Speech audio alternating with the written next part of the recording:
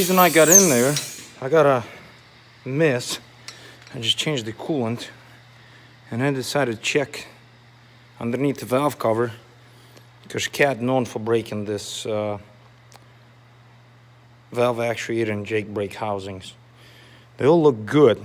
Well, the one thing I came across, I already moved them. This wire, this injector specifically, was moved underneath there. As you guys can see, rubbed the hole right through it. So basically unscrew these two bolts and I move it to the side.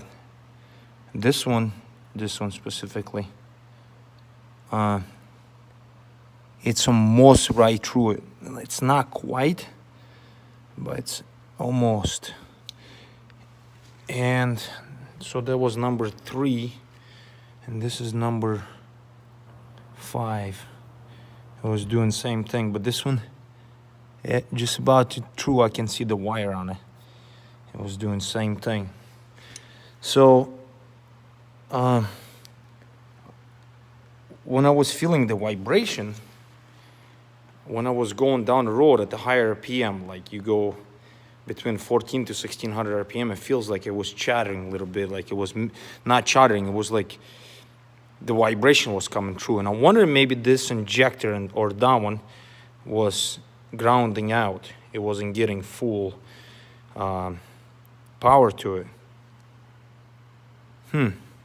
Otherwise, everything else looks good. I checked the cam over the best as I could see, and it looked pretty good. I don't see any major wear.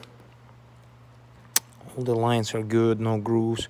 I mean, you can see the lines on them like that. I don't know if the camera will catch us or not, but that's where they usually ride on. I don't see any leakage from underneath here. It looks pretty good. So, because this is what supplies your valve actuator and Jake brake. But my valve actuator, they actually advise for some people who has this style of the engine. You do the valve actuator when you run your overhead, you set at 65 thousandths. So it basically deactivates them. They still there, they still think like they doing something, but in reality they don't hold the intake valve open. So okay, we're gonna put the valve covers back on and wash the engine off, because sprinkle some of the oil on it. And before I wash the engine, I have to change the oil in it. I'm really surprised.